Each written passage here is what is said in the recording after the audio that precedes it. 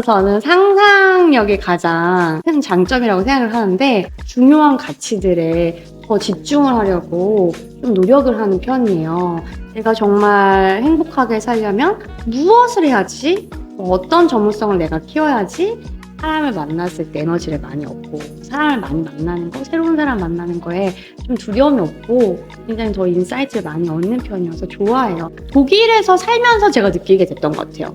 그 다음 판이 있어 라는 생각을 하면 어떨까? 그러면 좀 시리어스하지 않지 않을까? 네, 안녕하세요. 스마트 셀링의 고상혁입니다. 그리고 오늘은 저희 게스트로 히키님 모셨습니다.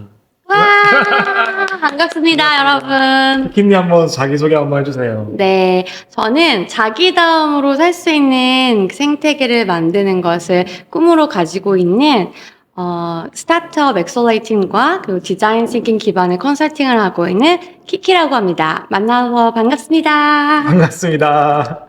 히키님 벌써부터 에너지가 넘치는데 저희가 사실 네, 제가 히키님과 얘기할 때는 정말 시간 가는 줄 모르고 많이 이야기를 했잖아요. 네, 오늘 그때 했던 이야기들을 좀 네. 같이 영상에 담으면 어떨까 싶어서 네. 히키님 모시게 되었습니다. 너무 초대해 주셔서 감사합니다. 아닙니다, 아닙니다. 제가 키키님께 오늘 우리가 좀 이 사전 인터뷰를 통해서 같이 이야기해보고 싶었던 가장 큰 주제를 좀 선정해봤어요. 네, 그것은 저희가 오늘 두려움 없이 계속하였더니 기회가 찾아왔다 라는 말씀으로 좀 시작해보려고 하고 있습니다.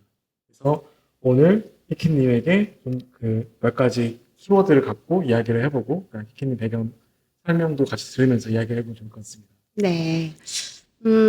저는 사실 어렸을 때부터 굉장히 조금 또라이라는 그런 좀 남과 다르다라는 그런 어떤 이야기들을 많이 들으면서 살았어요.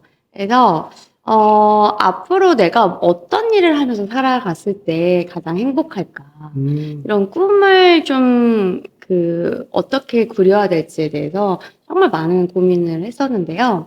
제 꿈이, 최대한 내 인생에 많은 사람들을 행복하게 해주는데 기여하는 그런 사람이 되고 싶다라는 꿈을 갖게 됐어요. 근데 이제 초등학생 때는 그걸 뭐 어떤 직업을 해야 되는지, 그쵸, 네, 모르죠. 네, 어떻게 살아야지 그런 꿈을 이룰 수 있을지 잘 몰라서 이것저것 다 해봤어요. 궁금하면은 다 해보는 그런, 이렇게 꼭 이렇게 찍어봐야, 제가 맛을 봐야 아는 그런 친구여가지고, 제가 궁금했던 것들을 다 해보면서 살았습니다. 그래서 사실 어느 정도로 제가 도전을 해봤냐면, 20살 때 200만 원을 가지고, 유럽. 네, 유럽에 내가 며칠이나 버틸 수 있을까? 그런 를 것까지. 도전! 이렇게 스스로의 성인식을 챌린지를 해봤는데요. 제가 며칠이나 버텼을까요? 200만 원 가지고. 저는 비행기표 포함입니다. 비행기 포함이에요. 네. 그럼 일주일도 안 될 것 같은데.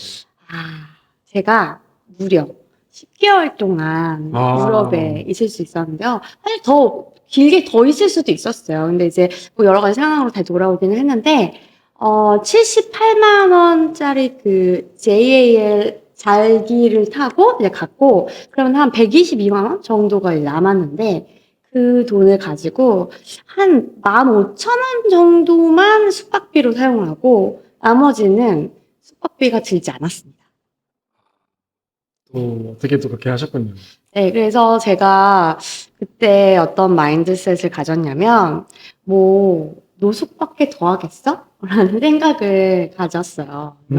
사실 이제 뭔가 이렇게 좀 막막하잖아. 여행을 하는데 숙소가 없고, 네. 뭐 안정적이고 충분한 어떤 돈이 없을 때 좀 두려울 수 있죠. 근데 두려워야 하는 어떤 상황에서도 저한테 유리한 생각을 저는 되게 잘 상상했었던 것 같아요. 그래서 저는 저 스스로를 상상 최고 책임자라고 맨날 부르는데, 상상 최고 책임자. 최고 책임자. 네, 왜, 뭐 C레벨들 이렇게 C레벨 뭐 이런 있잖아요. 것처럼. Chief Imagination Officer. 네, 그래서 저는 상상력이 가장 굉장히 저의 큰 장점이라고 생각을 하는데, 그때도 저는 좀 뭔가 상상력으로 내가 여기서 어떤 식으로 살면 좀 더 재밌게 살 수 있을까? 약간 저를 스파이라고 생각했어요. 이제 유럽에 가서 이제 미션을 부어받은 거죠. 그래서 이제 그 돈이 없이도 잘 오랫동안 살아남는 스파이다라고 저 스스로를 생각하고 이렇게 한번 그 도전을 해보게 됐던 그런 사건이 있었습니다.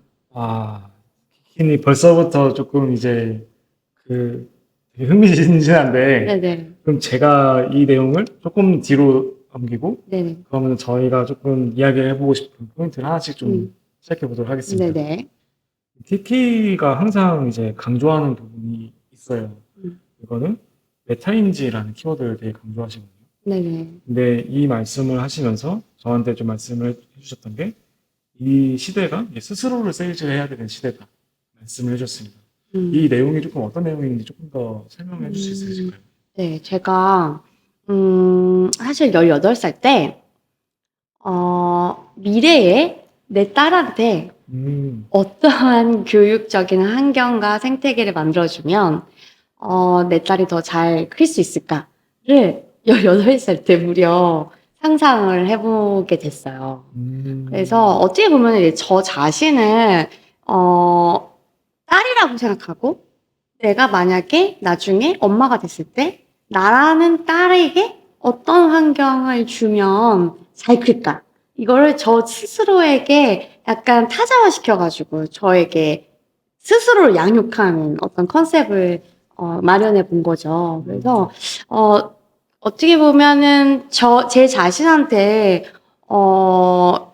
딸이라면 이렇게 하겠다라고 하는 어떤 여러 가지들을 트라이를 했었는데, 그때 이 지금의 시대에서 이제 되게 급변하고, 뭐, 북한하고 하면서 4차 혁명, 4차 산업혁명 이후에 우리의 삶은 되게 많이 바뀌어지고 있잖아요. 네. 그래서 그런 급변하는 이전 비즈니스 환경에서 우리가 어떻게 살아남아야 될까라고 할 때, 저는 무엇보다도 자기다운 어떤 그런 자기의 본질을 가지고 자기다운 그 에너지를 가지고 자기다운 전문성을 찾는 것이 더 자신에게 유리하다고 생각이 들었어요.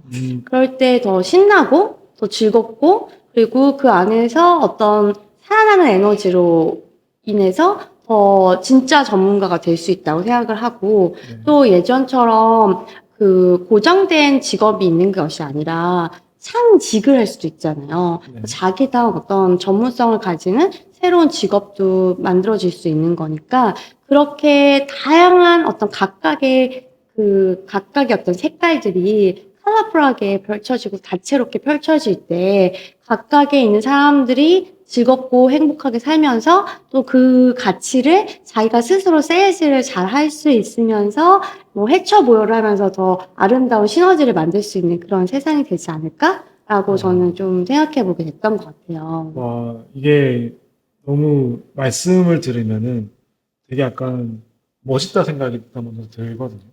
근데 이 멋있다를 넘어서 조금 들어봐 봤을 때는 이게 어떻게 가능할까? 라는 생각을 좀 해볼 것 같아요. 우리가 흔히 말하면은 본인을 스스로 세일즈한다는 말씀은 우리가 시장에 좀 팔려야 되는 거잖아요. 팔린다는 거는 우리가 만든 자기다움이라는 가치가 시장에서 인정받고 이게 제값으로 이제 우리가 제공하는 가치에 맞게 보상을 받아야 되는 건데 이게 쉽지 않을 것 같거든요. 여기에 대해서 좀 어떻게 조언이나 이런 생각을 좀 하십니까?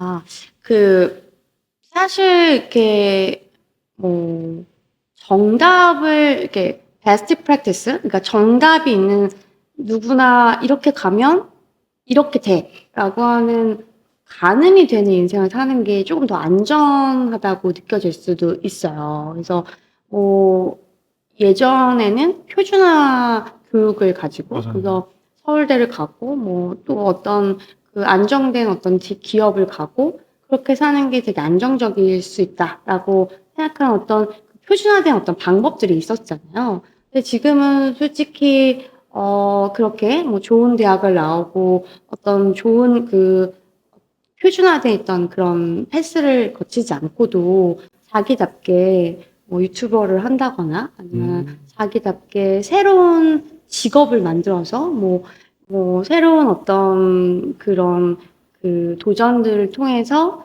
자기다우면서도 또 이 사회에서 어떤 전문성을 발휘하고 빛을 발하는 그런 어떤 사례들이 많아지고 있잖아요.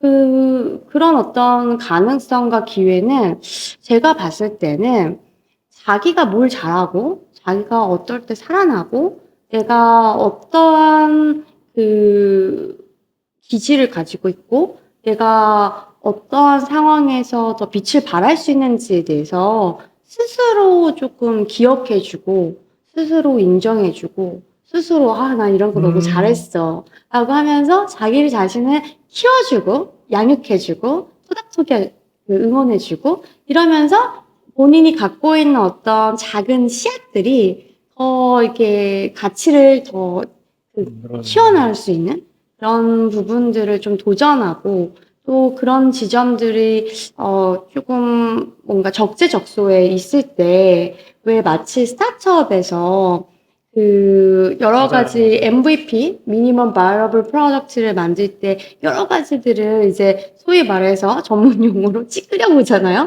이게 좋을까, 저게 좋을까? 라고 해보다가 거기서 어떤 효과적인 좀 더 잘 되는 것들을 우리가 계속 살려나가면서 그 MVP를 찾아 나가잖아요. 그거와 아, 마치 비슷하게 저는 스타트업 엑셀레이팅을 하면서 스타트업 씬에서 성공 방정식을 개인의 어떤 그 인생의 디자인에 좀 적용을 했던 부분이 있었던 것 같아요. 네, 어, 그래서 어디서 얻어 걸릴지 모르고, 맞아요. 어디서 어떤 좋은 그런 어떤 그 세렌디피티들이 일어날지 모르니까, 나답게 여러 가지 도전과 여러 가지 그 시도들을 통해서 나한테 더 그 적재적소로 살아나고 나의 가치를 더 맥시멀라이즈 할 수 있는 그런 부분들을 발견해 나가는 그 데이터를 찾아 나가는 그 여정이 굉장히 중요하다고 저는 생각하게 됐습니다. 이게 너무 공감이 되는 말씀인데요. 제가 제 경험을 좀 비춰서 얘기를 해보면은 네. 그런 것 같아요. 아까 말씀했던 사회는 표준화된 성공이 법칙 같은 걸 좀 제시하잖아요. 네. 저는 회계사라는 걸 좀 공부했었는데, 근데, 진짜요? 근데 말씀했던 이 자기다움을 발견하는 시작이 그 회계사가 정답이다라고 말하는 게 정답이 아닐 수 있지 않을까라는 그 의심에서 시작하는 것 같아요. 그러니까 음, 이게 우리가 알던 성공 법칙을 거부하고 그럼 뭐가 있을까에 대해서 스스로 고민하던 그 시기가 저는 있었던 것 같고 음, 그러면서 지금 키키가 했던 말씀이 너무 공감이 되거든요. 제가 두 가지가 좀 생각이 나는데, 일단, 어, 베로니카 죽기로 맞아요. 결심했다라는 그치. 책을 제가 읽고, 우리 언젠가 죽잖아요? 사장님은 몇 살에 죽고 싶으세요?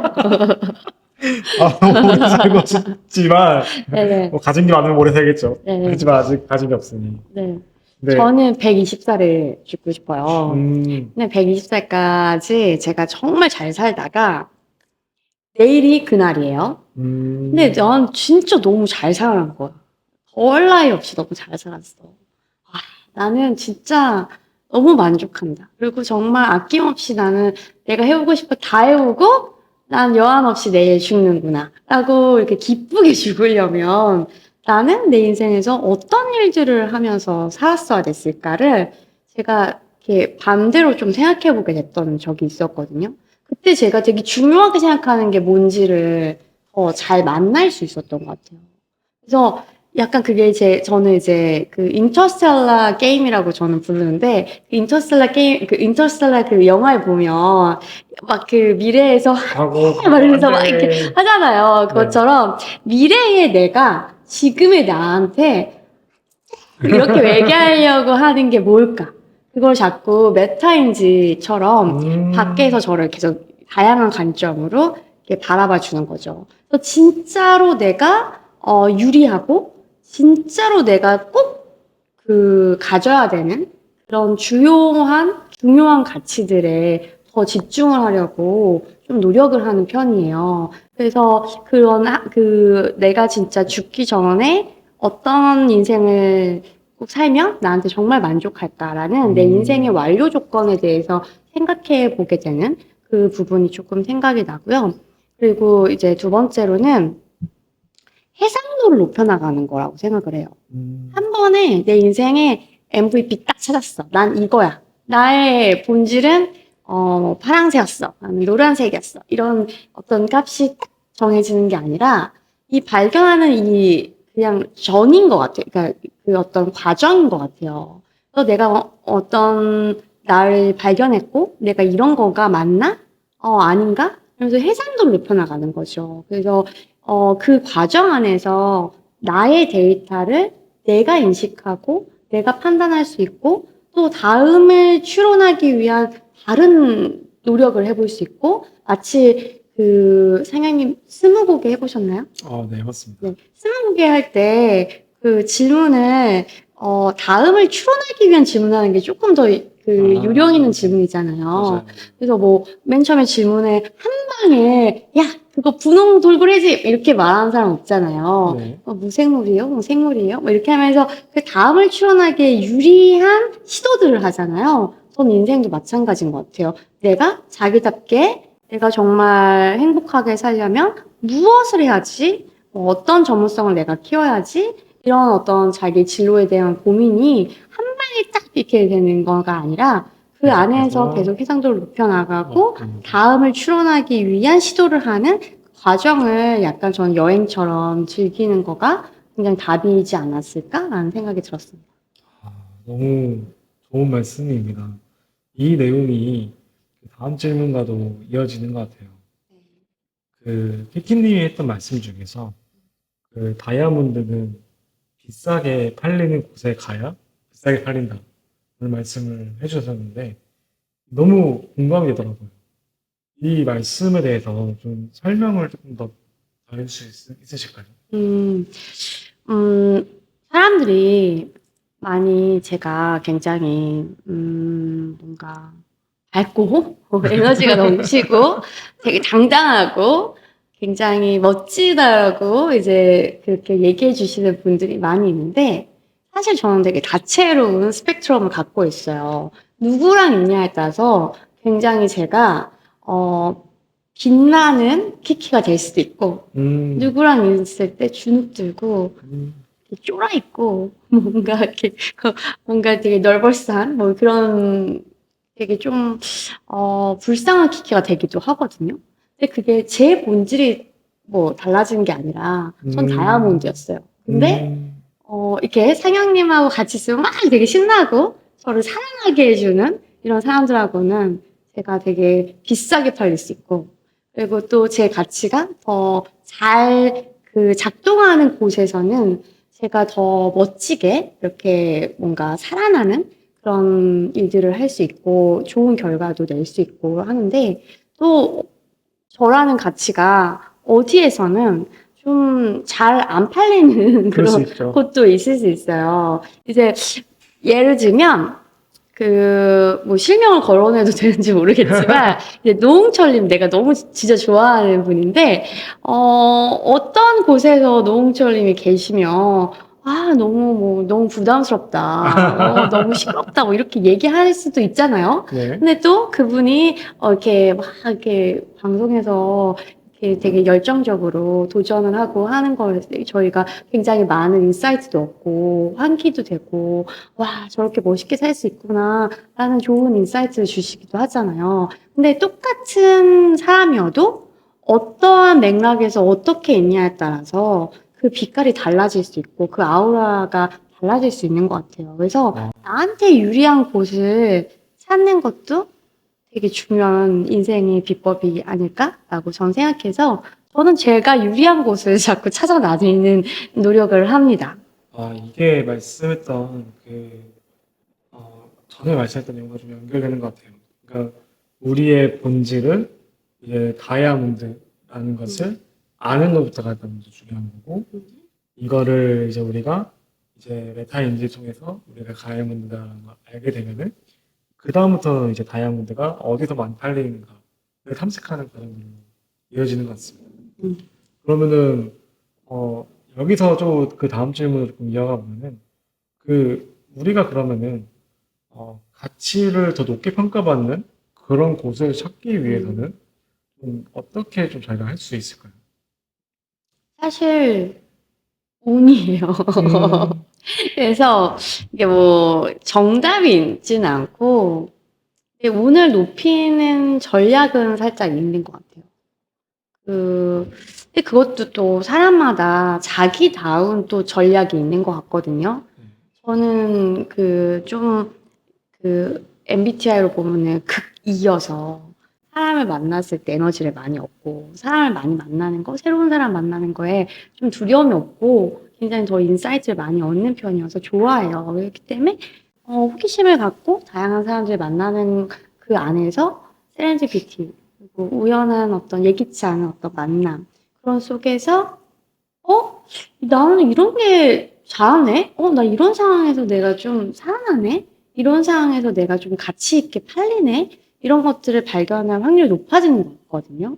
근데 또 뭔가 이렇게 좀 내성적인 그런 분들은 또 책이나 간접적인 어떤 경험이나 그리고 또 여러 가지 자기한테 맞는 어떤 방식에서의 도전, 우연한 어떤 시도들 이런 부분 안에서 그 확률이 조금 높여질 수 있지 않을까라고 생각이 듭니다. 네, 이게 제가 공감을 하는 도움 되는 이유가 제 상황을 조금 과거와 좀 연결이 되는 것 같아요. 제가 학위사정이 딱 떨어지고 나서 느꼈던 바는 나는 진짜 공부도 못하는 놈이구나. 이 생각을 많이 했거든요. 어떻게 음, 보면 제 가치를 평가받기에는 조금 이제 안 좋은 곳에서 제가 뭔가 도전했던 것 같아요. 근데 그다음부터 제가 그럼 나 다르게 뭔가를 해봐야지라는 마음을 먹었는데 사실 많은 상황이 다 그렇잖아요. 뭘 해야 될지 모르는 상황. 그리고 내가 어떤 걸 그다음에 내가 뭘 할 수가 있지? 내가 모르니까 두렵다고 생각하는데 저는 그때 키가 방금 말씀했던 것처럼 되게 뭔가 다른 환경에서 뭔가 저 스스로 노출시켰던 것 같아요. 여기도 뭔가 해보고 뭔가 모임도 가보고 해외도 뭔가 나가보고 이렇게 해서 제가 내가 맞는 곳이 약간 이런 곳이구나 하는 걸 좀 발견을 하게 됐던 것 같습니다. 어떻게 보면 그 너무 두렵고 너무 불안해서 자신이 진짜 뭘 좋아하고 내가 진짜 어떤 인생을 살아야 될지에 대해서 좀 허겁지겁 그 부분을 더 내 안에 소리에 귀 기울여 주지 못하고 그런 어떤 경험, 그런 기회를 갖지 못하고 세상을 쫙 살아가지고 막막해진 그런 분들이 조금 많이 만날 기회가 있었는데 저는 그때 그런 얘기를 좀 해보고 싶었어요. 두 가지인데 내면의 귀를 기울이는 그런 아이스파이 아이 같이 자기를 발견하는 나랑 이 대화를 나눠보는 그런 시간도 중요하고 또 그런 인풋 대비 아웃풋이 나오잖아요. 네. 어떤 자극을 받냐, 어떤 사람들과 같이 있느냐에 따라서 우리의 꿈의 어떤 그런 부분들이 스펙트럼이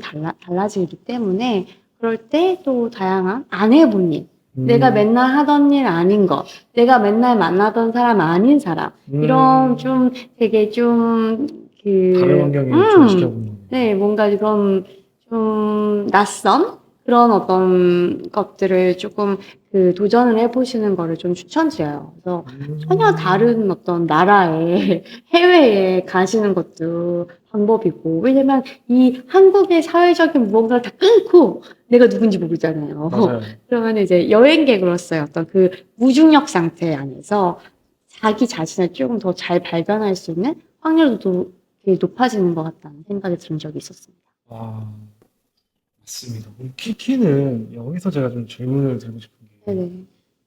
키키의 스토리가 너무 궁금한 거예요. 네.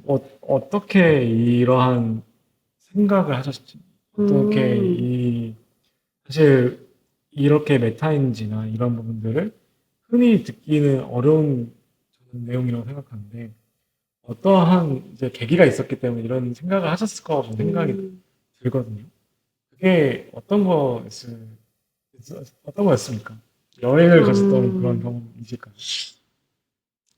혹시 이 채널이 독자들이 어떤 분이신지 모르는데, 제가 정말 솔직하게 얘기해도 되는지 좀 제가 잘 모르겠는데, 그러면 좋습니다. 네, 일단은 한번 솔직하게 한번 얘기해 보도록 하겠습니다. 그냥 날것 그대로. 진짜 사실 제가 어렸을 때 여명의 눈동자라는 드라마를 보고 오, 충격을 받았어요. 네. 네, 그 여명의 눈동자라는 드라마를 요즘 분들은 모르실 수도 있는데, 아, 네, 그, 그 드라마에서 처음으로 이제 그 어떤 정신대 위안부 문제도 나오고, 그리고 이제 미군정 때 이제 여러 가지들의 사건들이 돼서 친일 그를 하셨던 분들이 청산이 안 되는 그런 이야기도 나오고, 이런 우리나라의 근대사가 그대로 남아있는 그 드라마를 보고 적지 않아 충격을 받게 됐어요. 그래서 어떤 역사 의식이 생겼고, 아마도 그때 청산이 제대로 되고 정의가 바로 세워지고 이런 게 아름답게 되지 않았기 때문에 어떤 우리가 기득권 세력들이 그 기득권을 지키기 위해서 좀, 정의롭지 않은 어떤 그런 사건들이 생기는 거 아닐까라고 하는 게 무엇이 맞고 무엇이 옳은가? 우리는 어떻게 살아야 되는 것인가? 내가 나답게 행복하게 살려면 이 시스템 안에서 우리는 어떻게 살아야 될 것인가? 이런 고민들을 좀 했던 것 같아요. 그래서 저는 이제 어른들은 어쩔 수 없으니까 맞아요. 교육을 바꿔서 자라나는 미래 세대들은 조금 더 정의롭고 조금 더 이렇게 누구도 상처받지 않고 뭔가 그런 부분으로 이제 살 수 있는 그런 세상에 대해서 좀 상상하게 됐고, 그때 저는 사람들이 누구나 각각의 자기다움, 각각의 그 어떤 본연의 돌고래는 돌고래답게, 독수리는 독수리답게 뭔가 소외받지 않고 자기다움이 존중받으면서 아름답게 서로 이렇게 살아갈 수 있는 그런 세상을 좀 만들고 싶다라는 꿈을 가지게 됐고, 그 꿈을 이루기 위해서 다양한 실험들을 하면서 지금의 이 상황들이 왔던 것 같아요. 그리고 또 우리나라에서만 살았다면 제가 내가 이상한 사람인가? 라고 생각하는 그런 일이 있었을 수도 있었을 것 같은데, 제가 또 독일에 이제 그 유럽에 여행을 가면서 대조군이 생기게 됐어요. 한국에서의 저의 삶과 그 다음에 한국이 아닌 곳에서의 삶을 비교하게 되면서, 우리나라가 내가 질문하면 막 혼나고, 약간 좀 우리나라에서는 약간 그런 거 있잖아요. 맞아요, 눈치 맞아요. 없이 짜장면 먹을 때, 저 짬뽕 먹으면 안 돼요? 이러면 안 되고, 맞아요. 이런 뭔가 그런 안에서 저는 약간 질문도 많고, 왜 그렇지? 뭐 이런 고민, 뭔가 이렇게 도전을 하던 약간 모난돌 같은 캐릭터였어요. 각각의 자기다움을 존중하고 같이 이렇게 서로를 포용력 있게, 그런 걸 존중하지 않았던 어떤 문화가 있어서지 않았을까를 독일에서 살면서 제가 느끼게 됐던 것 같아요. 그래서 그 독일에서 또 영어도 못하고 독일어도 못하는 제가 갖고 있는 것들이 무엇인가라고 하는 것들도 더 여실히 드러날 수 있는 또 계기가 됐던 것 같아요. 그래서 아무튼 돈이 없는데 이제 유럽을 갔었으니까 20살짜리 친구가 거기 안에서 살아남기 위해서는 내가 뭘 팔 수 있을까? 이걸 고민하게 됐고, 저는 한국어를 잘하는, 그리고 또 제가 예중여고를 나와가지고 그림을 조금 그릴 수 있는 그런 친구였어요. 그래서 거기에서 제가 우연하게 이제 얻어 걸렸던 사건이, 제임스라는 어떤 친구한테 제임스를 한국어로 써가지고 이제 예쁘게 그 친구의 이름을 한글로 써가지고 팔았어요. 네. 그래서 그런 걸 하면서, 내가 갖고 있는 가치가 거기에서 내가 아무것도 없다라고 생각했지만, 내가 어떤 그 차이에서 오는, 제가 거기에 있는 사람들 중에는 한국어를 할 수 있는 사람이라는 그 어떤 격차에서 오는 내 밸류가 이렇게 교환 가치가 생길 수 있구나 이런 것들을 발견하고 그렇다면 어디에서 어떤 교환 가치를 내가 만들어 나가면 나답게 그 교환 가치를 어떻게 만들 수 있지? 이런 것들을 되게 다양한 실험들을 하면서 좀 자신감을 얻었던 부분들이 있었던 것 같아요. 아, 너무, 너무 이제 그 오늘 모든 내용들이 다 종합되는 말씀이네요. 진짜 정말로 작은 이제 기득권에서의 그런 말들을 의심하기부터 시작하고 그러면서 이제 완전히 다른 환경에서 키가 이제 아무것도 없는 환경에서도 이제 본인 스스로를 이제 가치를 발견한 다음에 이 가치를 세일즈를 해서 이제 이걸 기회로 만드는 작업들까지 하시면서 지금의 키가 있게 된 거거든요. 네. 근데 뭐 제가 지금의 키키 뭐 이렇게 멋있게 얘기해 주셔가지고 되게 멋있어 보일 수도 있는데 그냥 저는 그 여정 중에 어떤 그 과정을 거치고 있는 거지 제가 뭐 이렇게 엄청나게 음, 성공한 것도 아니고 그냥 오늘 하루하루를 즐겁고 재밌게 살고 있는 그냥 동네 노는 언니라고 생각하시면 될 것 같습니다. 네. 아, 너무 좋습니다. 네, 마무리 질문으로 조금 넘어가 보려고 하는데 네. 제가 세 가지를 좀 요청을 드렸어요. 근데 그중에서 그, 첫 번째 질문이 지금까지 여정을 돌아봤을 때 가장 기억에 남는 순간 좀 여쭤봤습니다. 제가 대기업에서 혁신을 하는 일을 했었는데 아무도 기대하지 않았었어요. 아무도 기대하지 않았고, 좀 막막한, 누가 가봤던 길이 아니었기 때문에, 저도 처음 하는 일이고, 대기업을 혁신시킨다는 게 뭐 그렇게 막 쉬운 일은 아니거든요. 그래서 그런 뭔가 여러 가지들을 이렇게 시도하고, 뭐, 이렇게 하면 좋을까, 저렇게 하면 좋을까, 이런 실험들을 하면서 굉장히 좀 되게 즐겁고, 재밌고, 굉장히 그 어떤 게임처럼 그 매일 하루하루를 오늘도 새로운 던전이 열렸다. 자, 이 게임으로 내가 오늘은 어떻게 누구에게 트라이를 해서 이걸 잃어볼 수 있을까? 이렇게 굉장히 보드 게임 같은 느낌으로 그 RPG 게임을 하듯이 이렇게 지냈었는데 나름 좋은 결과를 얻었고 굉장히 인정도 받았지만 나름 피폐해졌던 어떤 부분, 내상들이 있었던 것 같아요. 그래서 그 부분을 좀 제가 스스로 그 독화살들을 조금 빼내고 좀 저를 회복시키는 그런 의미에서 회사를 과감히 그만두고 그만둔, 네, 하와이에 제가 아, 6개월간 그 하와이에 간 경험이 있었습니다. 어, 그래서 그 하와이에서의 경험이 제가 굉장히 그 아까 질문해 주신 것처럼 가장 생각에 남는 그 경험인데요. 왜냐면 되게 하와이라는 곳이 특별해요. 하와이는 한 번도 안 간 사람은 있지만 한 번만 간 사람 없다는 말이 있을 정도로 음, 굉장히 매력이 있는 땅이에요. 그 신이 있는 곳이라는 뜻이래요. 네. 그래서 뭔가 그 영험해. 영험하고 그 심지어 모든 것들을 다 경험할 수 있는데 저는 하와이에서 정말 다양한 경험들을 했어요. 그래서 스킨스쿠버를 자격증을 따가지고 바닷속도 다니고 그리고 흐르는 용암을 보기도 하고 그냥 이렇게 한국에서 살면서 볼 수 없었던 다양한 경험들을 했는데 그중에서도 가장 인상적인 경험은 나이가 조금 이게 나이가 조금 계셨던 은퇴하신 노부부 셋상과 이제 같이 시간을 보냈던 그 경험이 제 인생에서 굉장히 잊을 수 없는 경험이에요. 그래서 이제 제가 하도 이렇게 막 잘 싸돌아다니고 있으니까 그 지역 그 여행사 사장님께서 대체 너 뭐 하는 애냐. 그래서 제가 디자인 싱킹 이런 기반으로 이런 컨설팅을 하는 일을 하다가 뭐 저쪽 이렇게 얘기를 했더니 잘 됐다.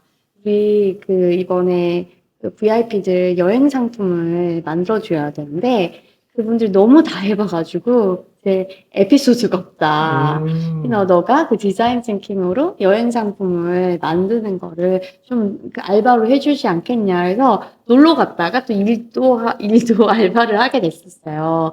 그래서 제가 이제 그 VIP 분들인 그 그 세 커플, 6분의 한 70대가 넘으셨던 걸로 기억하는데 그분들과 같이 돌림노래처럼 여행 상품을 한 이틀 전 거를 계획을 하고 같이 경험을 하면서 그분들한테 피드백을 받아서 그 다다음 날을 계속 이렇게 연달아서 계획을 하는 그런 일을 하게 된 적이 있었는데 그때 그분들하고 같이 다양한 이야기도 하고 다양한 어떤 경험을 하면서 정말 다 이루고 싶은 걸 다 이루고 이제 어떻게 보면은 그분들 표현에 의하면 10년 안에 나는 이 세상에 없어질 수 있어 라는 생각을 이미 갖고 계시는 그 인생의 마지막을 준비하시는 그러니까 잘 마무리를 하고 싶어 하시는 그런 분들이 어떤 생각을 하고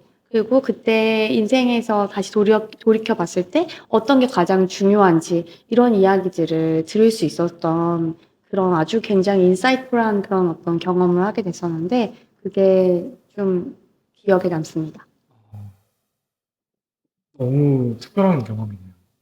그러면은 이제 마지막으로 저희가 이제 이 채널을 보고 계신 청취자분들에게 오늘 좀 전달하고 싶은 꼭 한마디가 있으시면 말씀 부탁드리겠습니다.